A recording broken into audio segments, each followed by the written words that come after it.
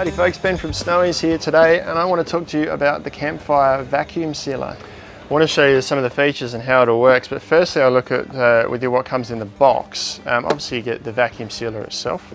The cord for the vacuum sealer is tucked in the bottom here in a neat little compartment that's pretty handy for transport.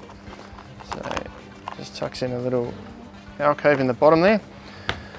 Also in the box you get your instruction manual. Obviously tells you everything about how to use it and troubleshooting, and you also get 5 small and 5 large pre-cut bags. Now you can buy more of these bags, they come in 50 packs. This is the large and the small. But what I'm going to be using today is the vacuum roll bags. Now these are just one continuous roll of bag, and you can cut and seal and make these into your own bag. So if we look at the weights and dimensions of the unit, it's about 1.6 kilos. It's made entirely of plastic, but it still feels nice and sturdy. About 34 centimeters long, 14 centimeters in depth, and about 7.5 centimeters in height. It's powered only by 240 volt. This cord's actually fixed in the bottom here, so you can't switch it out, so you'll need a 240 volt power source to be able to run the device. So the benefits of vacuum sealing food, I've done these grapes here earlier for you, is it'll last 5 times longer when you remove all the oxygen from around the food. So when you're camping, you're trying to save weight in your esky or your fridge, weight and space in your esky and your fridge. Vacuum sealing not only saves that weight, but it makes that food last 5 times longer. You could also get away without needing a freezer in your car as well because of that extra life in the meat. You don't need to freeze it before you go. So I've got this plugged in ready to go here. I just want to show you some of the buttons on the top here and how it works. There's the main button, vacuum and seal, and the cancel. That's the auto function. Once you get everything set up, it sucks the air out and seals the top. Got the food function for dry or moist food. If you put it on the moist setting, it creates a better seal so you don't get leakage. The vacuum pressure is normal or gentle. The gentle setting for soft things like sandwiches, soft cheeses or chips that you don't want to crush. And the seal only function, which you use to create your own bag, seal the bottom. It's also an override to stop and seal the vacuum pressure if you've got that, if you want to stop it early. Having a look inside the unit, you've got the release buttons on the ends here to release the top. And inside we've got the vacuum chamber. There's seals on the top and bottom. This bottom seal is replaceable. And this seal across the front here, Teflon coated seal across the front, is also replaceable. That's the other side of the heat bar, which is across the top here. That's what actually seals the bag after the vacuum process is finished. So what I'll show you how to seal first is some meat. So I've got good old T-bone here and some sausages. Now I'm going to create my own bag. So when you cut them longer so you can reuse them. If you wash them, you can reuse them. So make sure you cut it long, give yourself plenty of room to seal it, because when you cut it off, you can keep resealing it and using them over and over. So I'm going to cut this a fair bit longer than the actual piece of meat that I'm sealing here. So I'm going to cut this around about here. And the first thing I'm going to do is seal one end of the bag.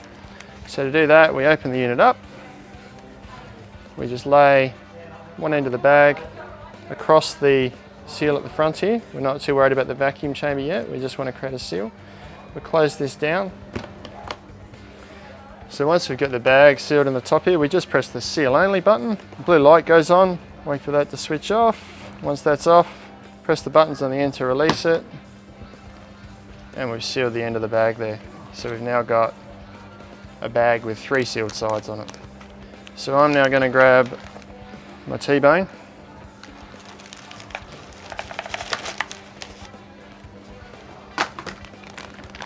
Now you could put this in here, if you're going to cook it camping, season it, marinate it in the bag before you vacuum seal it, then it's ready to go, straight on the barbie. So we lay that in front of the unit here. We grab the end of the open end of the bag, and we lay it across the seal, and this end of the bag needs to sit in this little vacuum chamber here. So once that's in place, we close it again. Now I'm going to put this on the moist setting because it's moist. It's a moist product. I want to make sure that it doesn't leak any blood or anything in my esky. So I'm going to put that on moist, and I'm just going to press the vacuum and seal button and let it do its job.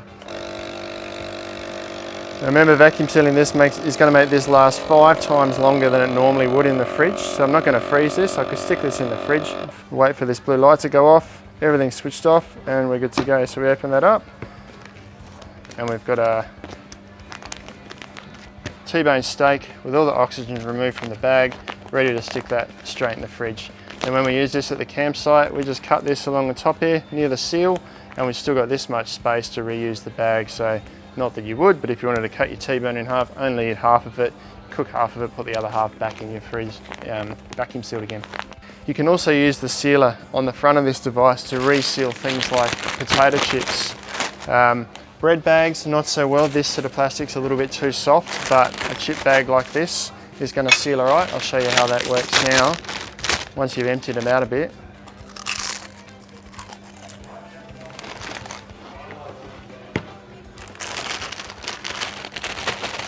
Grab the end of the bag, lay it across the front there. Close it up, press the seal button,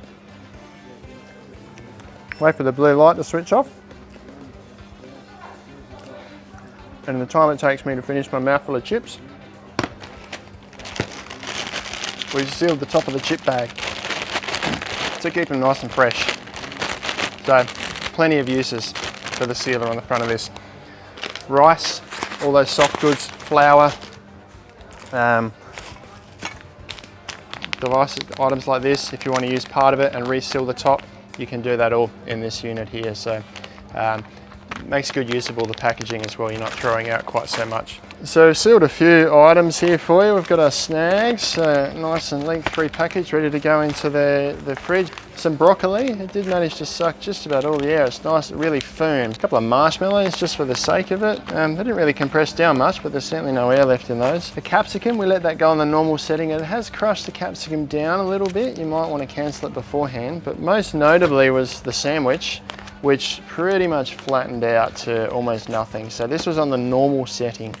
I didn't use the gentle setting for this. So there's two things we can do here if you want to seal your sandwich and not make it quite as flat as that. You can firstly put it on the gentle setting, and secondly you can use the cancel function, which is to press the seal only function while it's processing. I'm going to show you both of those at the moment to see how they both turn out. So we'll start. I've just got one slice of bread this time. I'm going to put it in here, and I'm going to just switch it to gentle on the top here with the dry seal, so it doesn't suck out quite as much air, and we'll see what it does to this slice of bread. Okay, so it's a little bit better. It's still pretty flat for a piece of bread. Meanwhile, I'm going to show you the manual override function for the bread, which basically means I can keep an eye on how the bread's looking and stop it at the point that I want to stop it. So I just follow the normal procedure, put it in there, lock the ends down.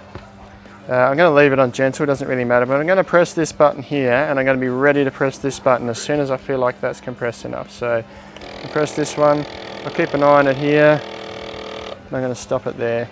And that's now stopped the vacuum process. It's starting to seal it.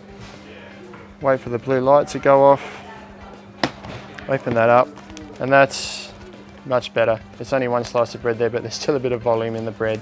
So it does have that manual override feature. Obviously it hasn't sucked quite as much moisture out, so it's not going to last quite as long, but hey, if it's a sandwich and it's ready for the next couple of days, it's certainly going to last longer than if it's just in a container with a heap of air around it.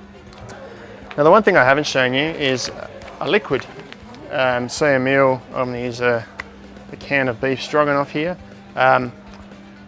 You can seal this up, you just got to be careful with the liquid that it doesn't spill inside the unit here. The key to this is to cut the bag so it's long and you've got plenty of space between where the liquid is in the bag and where you're sealing it, and you don't want any of the food to be in where the bag actually seals as well. So I'm going to open this up, stick some in the bag, and we'll show you how that seals up. So make sure at the top here where I'm going to seal it, I haven't got any food. You can see it spilt down the bottom here. If I did, I probably just want to grab a cloth and just wipe the inside to clean it out. I'll squeeze out what air I can to start with and set it to go. And there we go. We've got strog sealed up in the bag there. The seal's right at the top. I've probably overdone the bag a little bit there, but I could eat a small amount of that each time and just keep cutting it. I've got plenty of room to seal it. So, and the liquid hasn't pushed up out over the top. The downside, if I was to cut it this short, is trying to stop this liquid from pushing over into the unit here. So you might wonder whether cutting or sealing an onion might keep the smell out. Obviously, if you put a cut onion in your esky, it can make things a bit smelly. So I'm going to cut this in half, and obviously you can smell the onion there. Stick it in a bag. I'm going to seal it up. Here's our onions sealed away in the bag. And I certainly can't smell any onion smell coming from that. One of the more interesting requests we probably had is whether you can seal a plate full of food within a bag. So I've got a plate here that will fit, I think, in one of these bags. So I'm going to grab some baked beans, stick it on a plate, stick it in this bag and seal it up for you. So I've sealed up beans on a plate here. I don't know if it's something I'd recommend. See, as the vacuum sealer's gotten tight, it's squeezed all the moisture out, and now the bottom of the plate's all dirty too. Quite honestly, I'd probably seal the beans separately, as we've done with the stroganoff here. Cut it, stick it on a plate afterwards, because you're just going to have a messy plate to eat with. Other ideas you might use this for is maybe sealing maps, your mobile phone, if you want to keep that waterproof, maps waterproof, Tinder matches for hiking kits. Anything you want to protect from dust or moisture, you can use the vacuum sealer for. So that's the Campfire Vacuum Sealer. They come with a 1-year warranty. You can pick them up off our website, lowest prices, every day, free delivery Australia-wide. Same goes for the refill bags and the rolls that I used today, or the pre-cut bags, you can get them as well. And if you've got one and need any of the spare replacement parts, get in touch, we can sort that out for you too. www.snowies.com.au is where you can find all the information. Thanks for watching, guys. We'll see you next time.